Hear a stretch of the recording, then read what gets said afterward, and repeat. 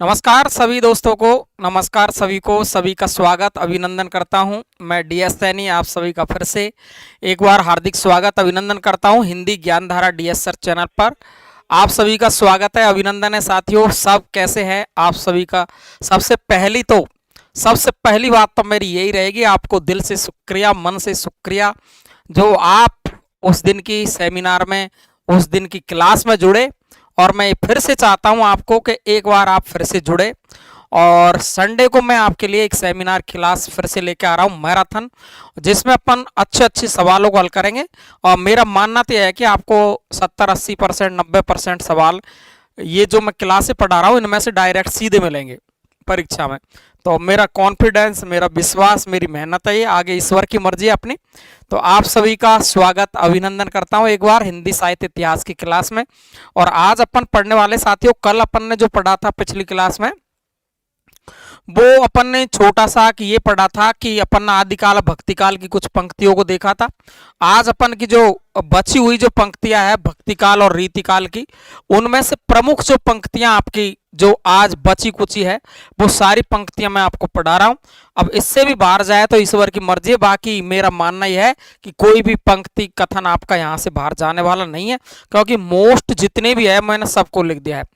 ये जो क्लास आपकी होती है, ये आपकी क्लास है आपकी नेट के लिए, नेशनल एलिजिबिलिटी टेस्ट सेट के लिए, जो सभी जगह पर सेट होती है सभी राज्यों में। यूपी की भर्ती परीक्षा है वर्ग आपकी टीजीटी, और यूपी की पीजीटी के लिए, और एमपी में वर्ग 1 और वर्ग 2 की परीक्षाएं होने वाली है। बिहार में भर्तियां चल रही है, हरियाणा झारखंड में भर्तियां चल रही है। उन सभी अध्यापक भर्ती परीक्षाओं के लिए ये क्लास आपके लिए मैं देता हूं। डेली आपकी जो मेहनत आपके सामने मैं कर रहा हूं आप सभी को पता है। तो आप सभी का फिर से स्वागत है बिना वक्त खराब किए। और कमेंट बॉक्स में कम लोगों का रुझान आया है कि हमको लाइव क्लास चाहिए या मैराथन चाहिए। तो जब तक आप बताओगे नहीं अच्छे तरीके से तो मैं आपको तभी क्लास लेके आ पाऊंगा। तो आपको जरूर बताना है कमेंट बॉक्स में मैराथन चाहिए या ना चाहिए।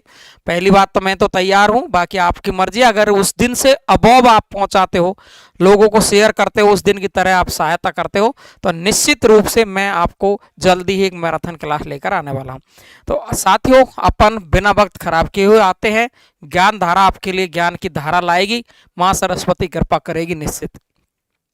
आप पढ़ रहे हैं प्रमुख पंक्तियों को, और प्रमुख पंक्तियों में सबसे पहली बात अपन करेंगे तो भक्ति काल की कुछ पंक्तियां हैं, और रीति काल में जो आने वाली पंक्तियां उन सभी को मैंने यहाँ शामिल किया है। एक एक पंक्ति महत्वपूर्ण है, एक एक पंक्ति को ध्यान से समझना है, याद रखना है, गलती नहीं हो जाए।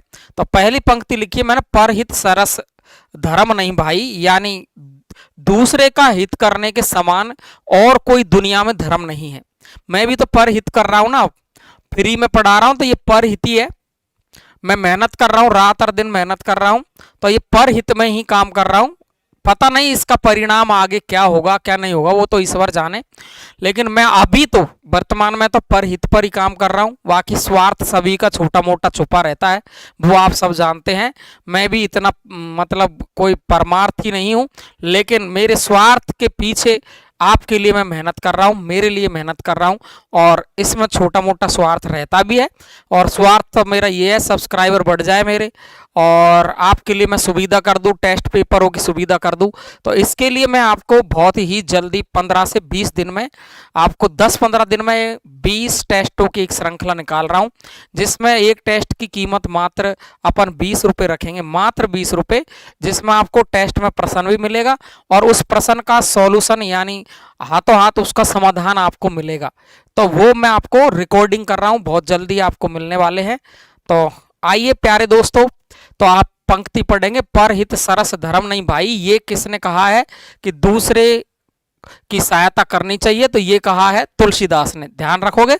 अगला देखिए आप, सुरतीय नर्तीय नागतीय सब चाहत अस कोय। और ये देखो, सुरतीय नर्तीय नागतीय सब चाहत अस कोय, ये तुलसीदास के जन्म पर ये पंक्तियां कही गई थी। सुरतीय नर्तीय नागतीय सब चाहत अस कोय, ऐसा पुत्र चाहते हैं सबके सब तुलसीदास जी।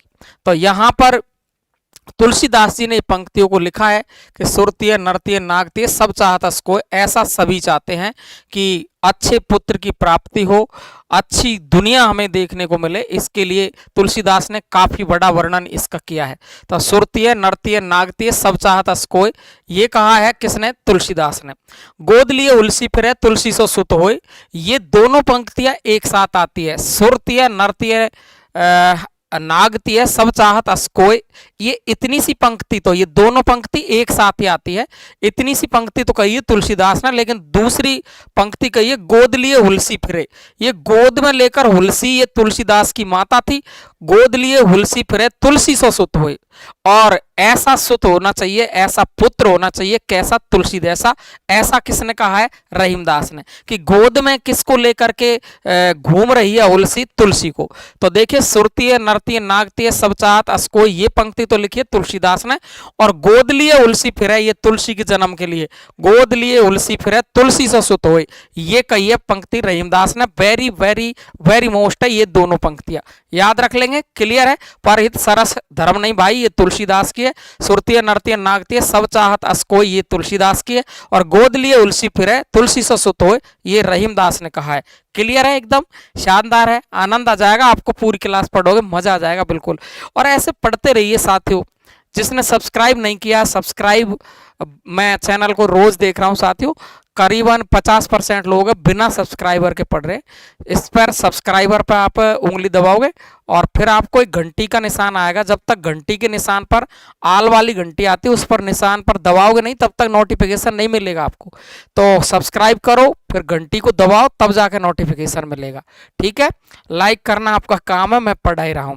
तो आपको तीनों पंक्ति याद हो गई। पर हित, दूसरे का हित जो है वो किसी के समान नहीं हो सकता, वो तुलसी ने कहा है। और सुरतीय नागतीय तुलसी ने कहा है। और गोद लिए उलसी फिरे तुलसी सो सुत होय, ये रहीमदास ने कहा है। अगली पंक्ति में 4 नंबर की लिखी है, पियसु कहे संदेशड़ा भोरा हे काग।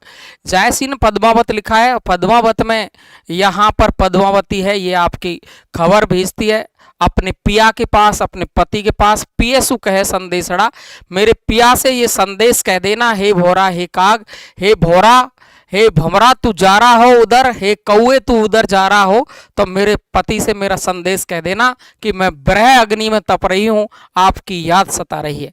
तो ये किसने लिखा है? जायसी ने। कहाँ लिखा है? पद्मावत में। क्लियर है एकदम? अगला देखो, प्रभु जी तुम चंदन हम पानी, जाकी अंग अंग बात समानी। हे प्रभु, हे ईश्वर, तुम तो चंदन हो और हम पानी है। जब चंदन और पानी मिल जाता है तो तिलक लगाइए, एक हो जाते हैं। प्रभु जी तुम चंदन हम पानी, जाकी अंग अंग बात समानी। चंदन में बास का मतलब यहाँ खुशबू है, तो चंदन में खुशबू होती है। तो जाकी अंग अंग बात समानी, मेरे हर अंग में चंदन और पानी को मिलाकर लगाते, ऐसी खुशबू आपके नाम की भरी हुई है। ऐसा किसने कहा है? रैदास ने कहा है। तो प्रभु जी तुम चंदन हम पानी, जाकी अंग अंग बात समानी, किसने कहा है? रैदास ने। क्लियर है? एकदम शानदार है।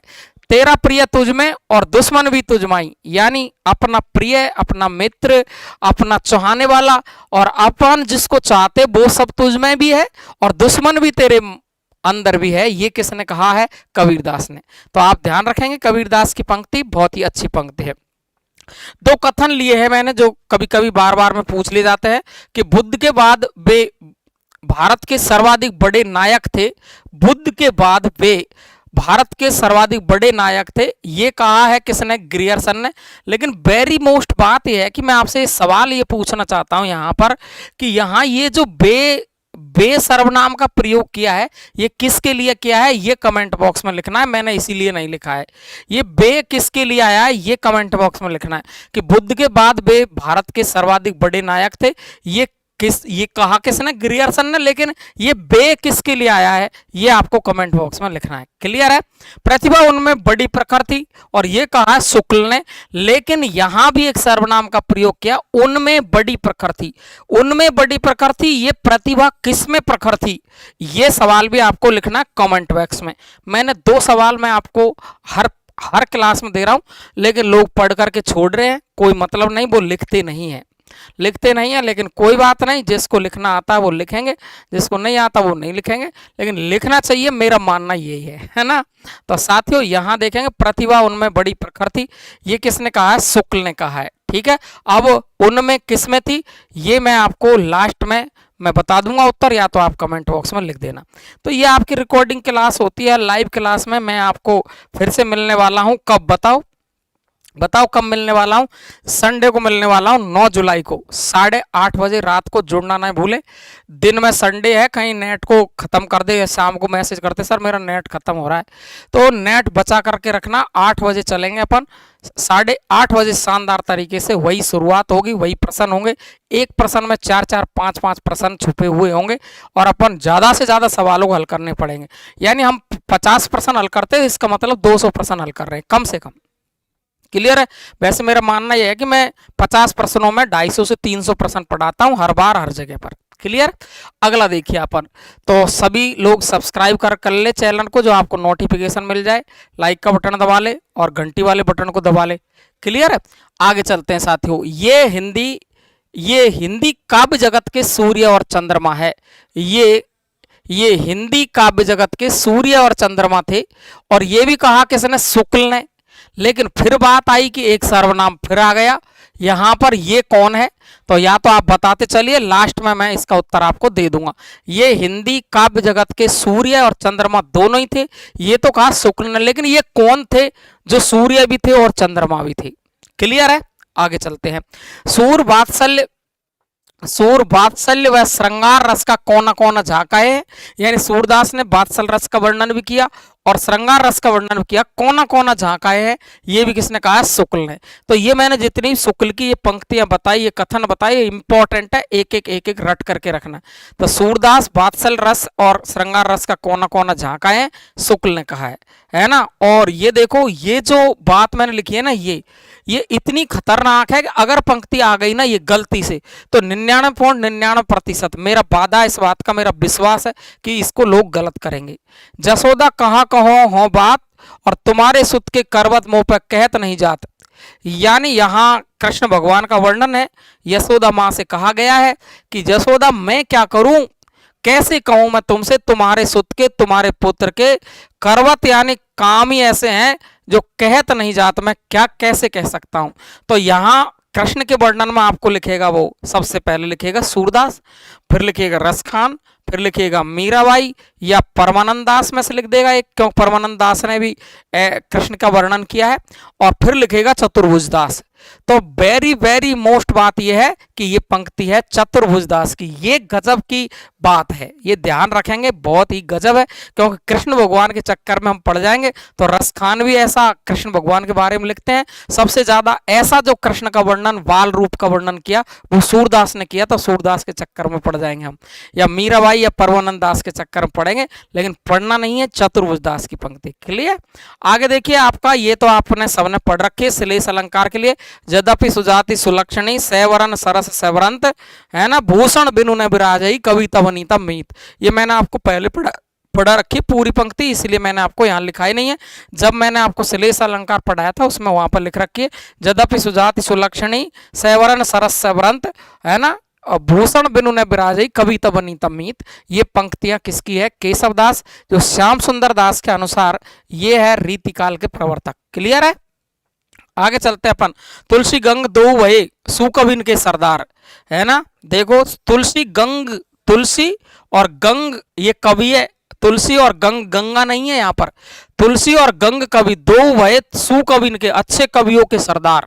तो ये किसने कहा है? ये भी बहुत ज्यादा बार पूछा जाता है, बहुत इंपॉर्टेंट है। मैं आपको स्क्रीनशॉट लेके बताऊंगा परीक्षा के बाद में, हर परीक्षा के बाद में, चाहे वो एमपी की हो, चाहे यूपी की हो, चाहे बिहार की हो, चाहे हरियाणा की हो, चाहे राजस्थान की हो, चाहे नेट की हो, चाहे सेट की हो, लेकिन मैं स्क्रीनशॉट लेके बताऊंगा आपको कि देखो ये यहां से आ गया, ये आ गया, ये आ गया, ये आ गया, और भाई साहब हम मारे जाएंगे। तो आपको ध्यान रखना है इस बात का, एक एक पंक्ति ध्यान रखना है। तुलसी गंग दो वही सुकविन के सरदार, पंक्ति किसकी है? भिखारी दास की। क्लियर है? आपको चलते हैं अपन आगे चलेंगे साथियों। आगे के कवि रीजी है तो कविताई, और न तो राधा कन्हई को सुमरिन को बहानो है। और ये पंक्ति भी बहुत ही ज्यादा बार पूछी जाती है। आगे के कवि रीझ गए यानी झुक गए, समझ गए, तो कविताई, तो कविता हो जाएगी। न तो राधा कन्हई को बहानो है, या तो नहीं, तो अगर ठीक है कोई कवि ने मान ली कि मेरी रचना सही है तो ठीक है, नहीं तो मैं राधा कृष्ण को सुमरण करने का बहाना ही सही। कविता लिखने का। तो वो किसने कहा है? भिखारी दास ने। किसने कहा है? भिखारी दास ने। इंपॉर्टेंट पंक्तियां दोनों, ये भिखारी दास की जो दोनों पंक्तियां इंपॉर्टेंट है। ये तुलसी गंग दो वही सुकविन के सरदार, और अगली पंक्ति आगे कवि रीझे है तो कविताई, नहीं तो राधा का नाई सुमरन को बहानो है, भिखारी दास की पंक्ति। क्लियर है? ये पंक्ति तो सभी जानते होंगे। अभिधा उत्तम काव्य है, मध्य लक्षणालीन और अधम व्यंजना रस विरस उल्टी कहत प्रवीण। यानी सबसे उत्तम तो माना अभिधा शब्द शक्ति को, और उससे कमजोर माना है लक्षणा को, और अधम यानी सबसे सबसे बेकार माना है व्यंजना शब्द शक्ति को। और ये किसने माना है? देव ने। ये देव की परिभाषा है, ध्यान रखेंगे। ओके, आगे देखेंगे। कुंदन को रंग फीको लगे और झलके अति अंगन चारु गौराई। यहां ये भी मोस्ट पंक्ति है। यहां देखेंगे एक नायिका का वर्णन है जो चारु यानी सुंदर, गौराई यानी गोरे वर्ण की एक नायिका है। सुंदर है, एकदम सफेद रंग की नायिका है। कई कई होती है, बिल्कुल पुरुष भी होते हैं, महिला भी होती है, लेकिन महिलाओं को रूप ज्यादा दिया है ईश्वर ने। तो वो रूप हमें कहाँ है? हम तो ऐसे ही है ना। छोटा सा बनाया मुझको, छोटा सा बनाया मुझको, मैं कैसे बड़ा हो सकता हूँ, कैसे लंबा हो सकता हूँ? जैसा ईश्वर ने बनाया वैसा ही बनाया ना। ऐसे ही कई व्यक्तियों को रूप दिया है, कई को नहीं दिया है। ठीक है ना। कई महिलाएं अति सुंदर होती है, कई कम है। तो यहाँ एक सुंदर नायिका का वर्णन मतीराम ने किया है कि कुंदन को रंग फीको लगे, यानी सोने का रंग भी फीका लगता है। झलके अति अंगन चारु गोराई, उसके चारु गोराई यानी सुंदर गोरे वर्ण से ये झलक रहा है कि सोने का रंग भी फीका है आपके सामने। तो ये कहा किसने? मतीराम ने। और ये देखिए यहाँ बहुत ही ज्यादा मोस्ट है। कृष्ण भगवान को गोपियां पकड़ करके अंदर ले गई है। होली के वक्त का समय है, यानी फागु का मतलब है होली।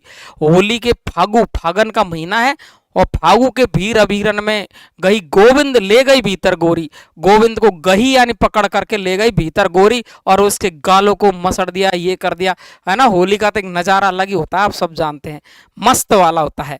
तो वो कहा है फागु के भीर अभीरन में गई गोविंद ले गई भीतर गोरी।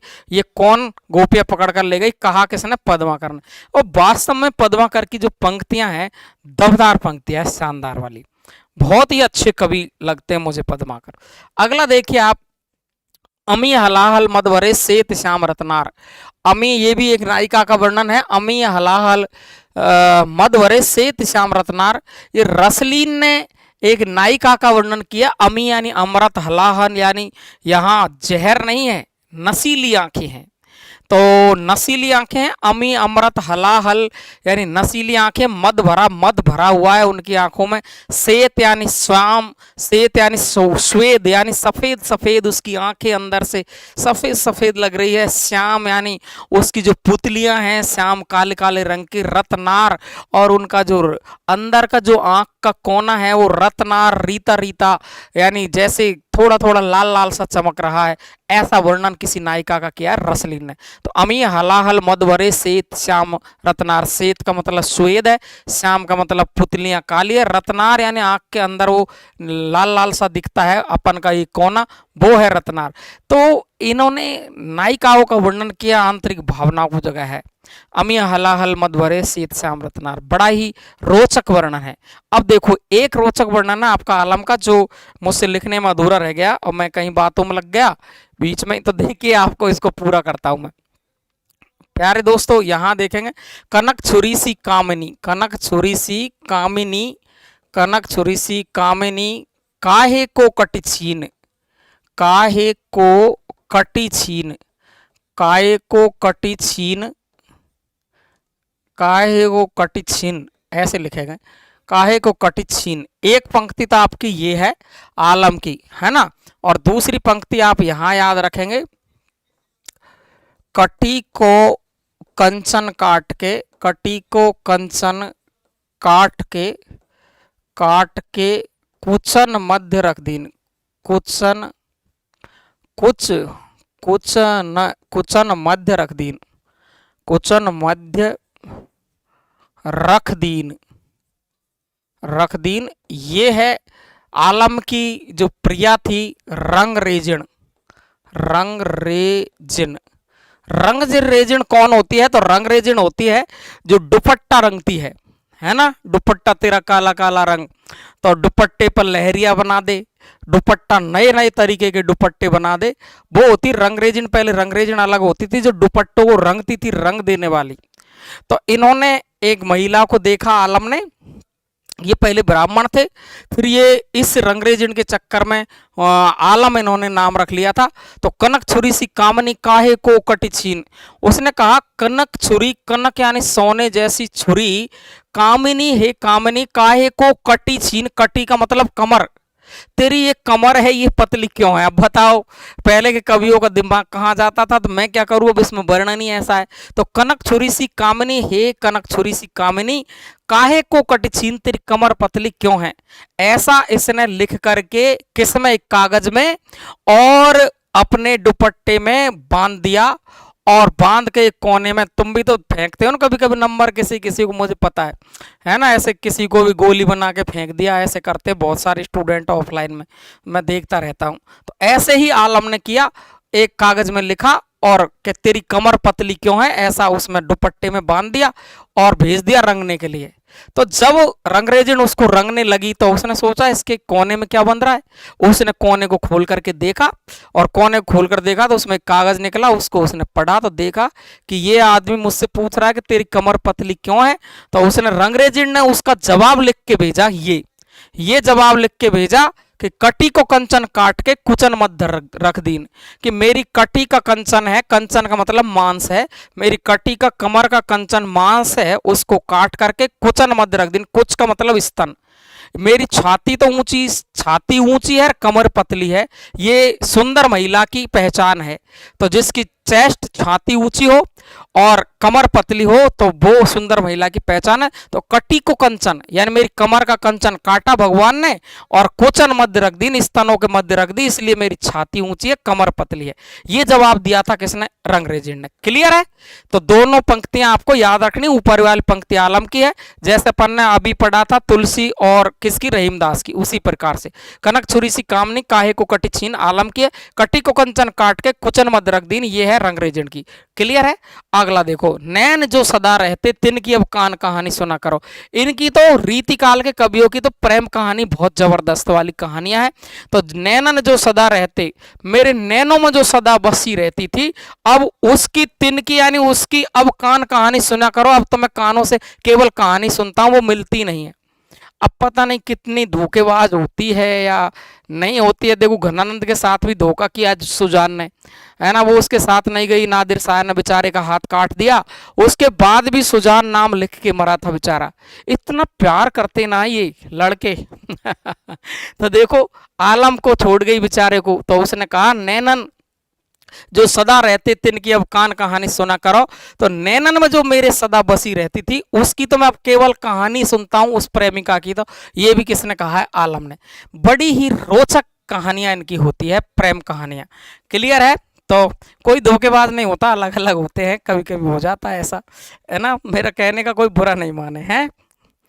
तो मेरा क्या कहूँ मैं, अब ये हो रहा है इनके साथ में, कवियों के साथ, तो मैं क्या करूँ।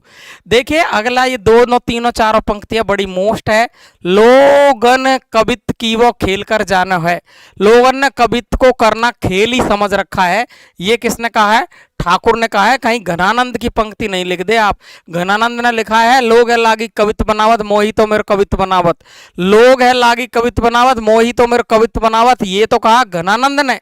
लेकिन ध्यान रखेंगे ऊपर की पंक्ति लोगन कवित की वो खेल कर जानो है, ये कहा है ठाकुर ने। तो आलम ठाकुर बोधा ये रीतिकाल के कवि, ध्यान रखेंगे। क्लियर है क्या। ओके।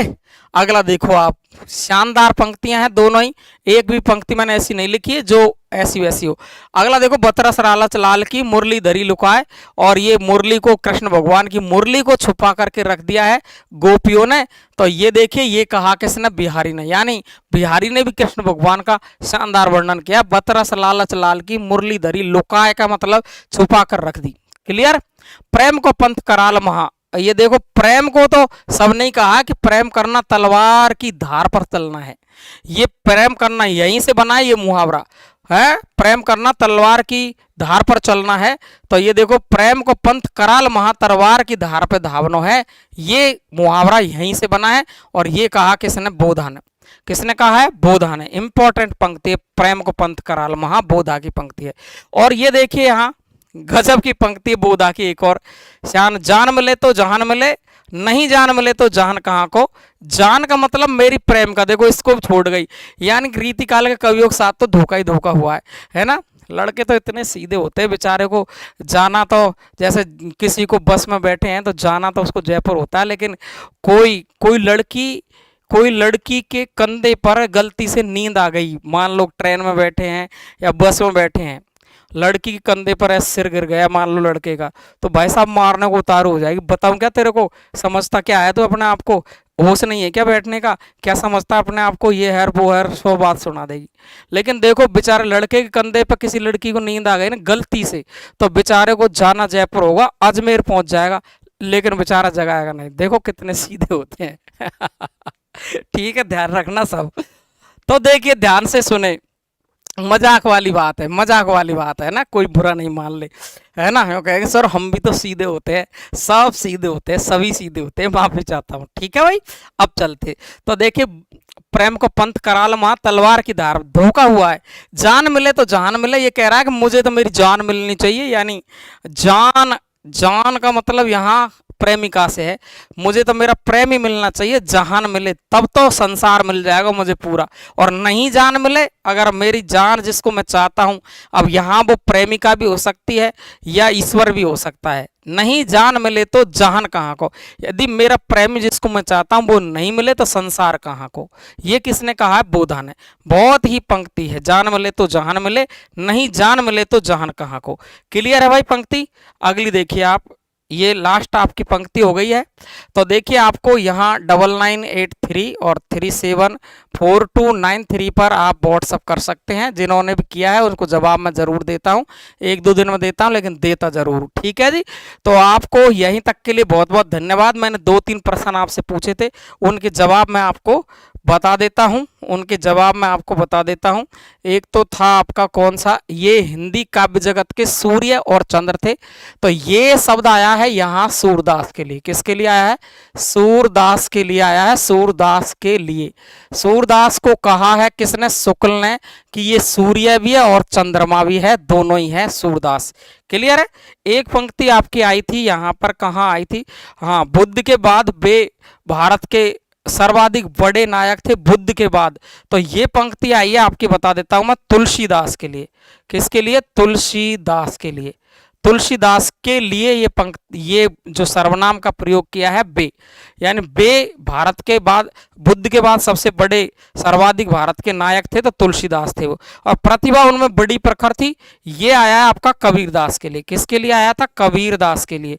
कबीरदास के लिए आया है, प्रतिभा उनमें बड़ी प्रखर थी, तो ये शुक्ल नहीं कहा है, लेकिन कहा किसके लिए है, कबीर के लिए।